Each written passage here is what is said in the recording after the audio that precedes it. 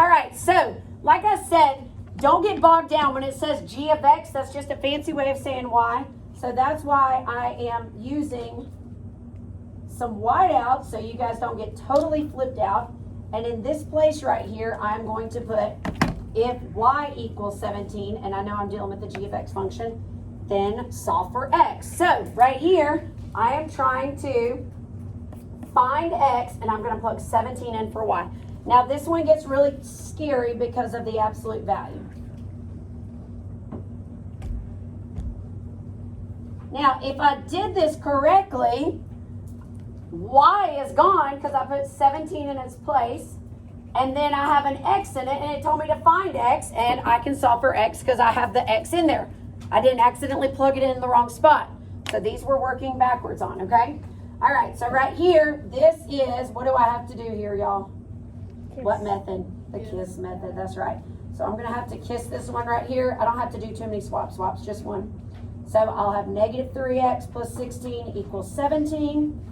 And negative 3x plus 16 equals a negative 17. Solve them both out. You should have two answers for number 8.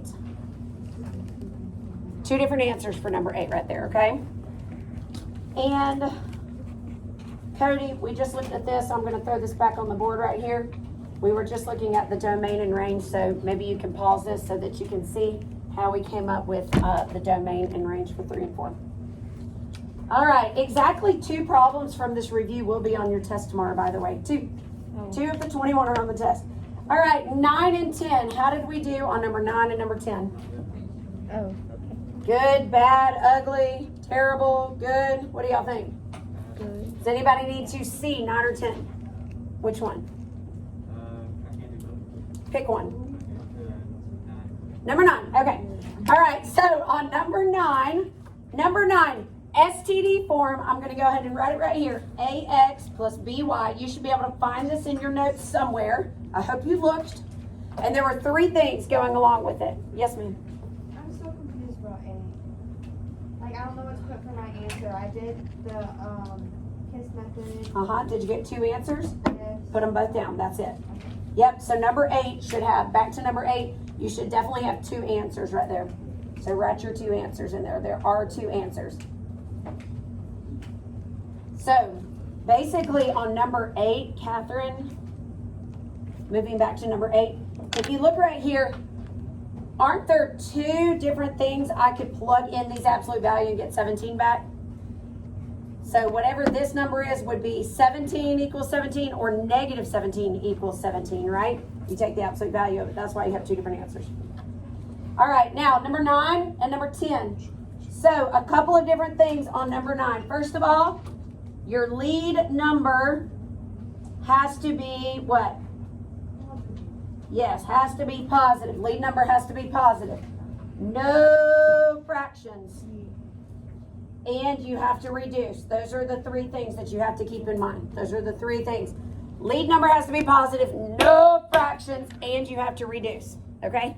So on this one right here, I'm going to have to multiply by a number to every single one of them so that you can get rid of the fractions. What number will get rid of an 8 in denominator and a 4? 8. An 8, because 8 will reduce 8 and 8 will reduce 4. So I'm going to multiply by 8 to every single term. So 8 times 1/8 is just 1y. Multiply it right there. 8 divided by 4 is 2. 2 times 3, negative 6x. And you still have to give it to that negative 1 even though nothing was wrong with it at all, just to keep the balance in the equation. Now, put it in x plus y equals a number. So what's my next step? Add 6. So I have 6x plus 1y equals a negative 8. Boom shakalaka. Yes, go. They were supposed to release us for softball like 5 minutes ago. Okay, go softball players. Good luck. Hope they get that 500th win. I hope Coach Harper gets his 500th win today. Don't walk in front of the Watch out, don't knock the table because we're Oh. videoing on the table. So like if we were to put it like 1y plus 6x equals -8. Is that still right? No, it has to be x plus y equals a number. I know that's being picky, but look, right there. It's got to be an ax plus by equals a number. That's okay. Belle, we're good. We're good. All right, number 10, solving for, again, you need to get x plus y equals a number. So subtract 10x. Don't forget to turn in your review tomorrow, y'all. Good luck. Good luck tonight.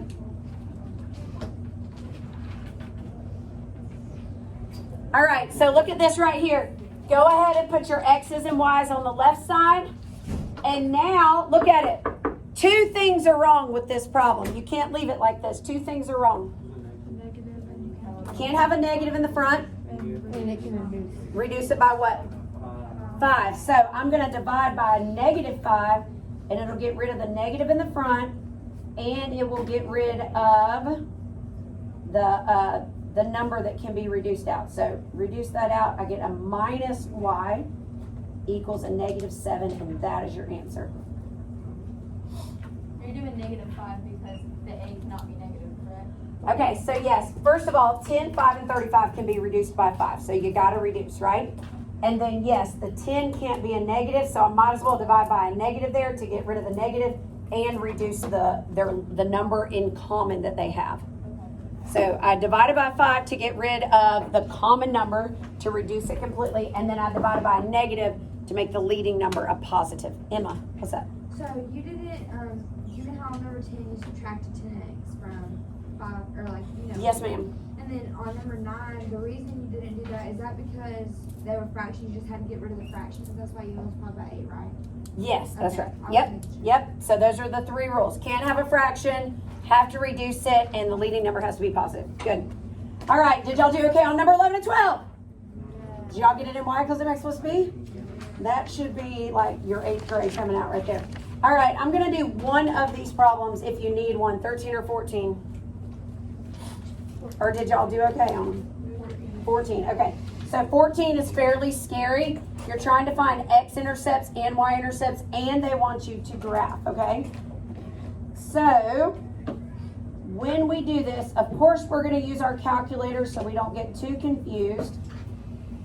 But if it's an x-intercept, that means it's on the x-axis and your y value is 0, okay?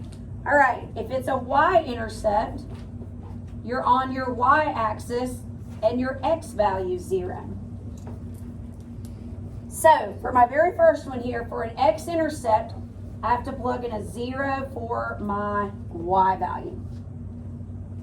So I have 9/4 x minus a half times 0 equals -3. So plug in a 0 for your y. The only variable left should be x because you're trying to find your x-intercept. So this goes away. Whoop. And I have 9/4 x equals -3. Most of you guys are probably just going to divide by 9/4 on both sides, I'm guessing. Put that in your calculator. And you get -4/3. No way you just did that in your head. Well, she said it, and I approved this message. So, right here, it is keep, change, flip, so you're multiplying by the reciprocal. And think about it, the 3 and the 9, they'll reduce. Yeah, I don't even want to go there. All right, so this is -4/3, comma 0. That is the ordered pair that you're graphing right there. That's the answer over here, -4/3, 0. So I'm going to go to -4/3, which is like 1 1/3, comma 0. Good, good, good. Now I'm going to do my y-intercept right here, and my y-intercept, I plug in a 0 where the x is. So I have 9/4 times 0 minus a half y equals a -3. So this goes away. I have a negative on both sides, so it should get rid of the negative because I have 2 negatives. So when you divide by a half, you should get 6 back. Check my math. 2 times 3, y equals 6. So that's 0, 6. 1, 2, 3, 4, 5, 6. Draw your beautiful line. There you go. All right, do y'all remember how to tell if equations are parallel? Yes. They have the same slope. It's 3 o'clock. Is it 3 o'clock? Oh my goodness. Okay. Then let's skip these two you did on your warm up. Go back to your notes. Does anybody want to go through how to do this one more time? No. Do y'all know how to put it in your calculator? Can you record another video for us and post it? Say that again. Can you record another video for us and post it? You can go back and look at that same Ed puzzle. They did it yesterday afternoon on that Ed puzzle. It goes through exactly how to put it in there. 17 or 18? Yeah, same. Okay, 17 or 18? Yep. Y'all give me 1 minute because y'all don't get out until 3:05. Okay, so these are the ones that we did on the warm-up today. On these guys, listen carefully, watch. I'm not done yet. Give me 1 more minute. All right, your M right here is -1/4. They give you an X, a Y, and an M. So in this formula right here, you're going to plug the X in for the X, the Y for the Y, and the M for the M. So, And the only thing left will be B. your B value. And your final answer is Y equals blankety blank X and blankety blank. So I know my M, and then I solve that out, I get 1/2, so 3. 6.5. Oh, wow. Never mind. So that's -1/2 added over, and you get plus 6.5, or you could have gotten a You would fraction. get 5.5. What is it? You would get 5.5. Oh, you have to subtract it. It is 5.5. Thank you. You have to subtract. Same thing over here, guys, but you have to use the slope formula to get your M. Is this for homework tonight? It is for homework. I will be here at 7:30 if you have any questions. And it is due tomorrow after the test, okay? Is number 20 standard form.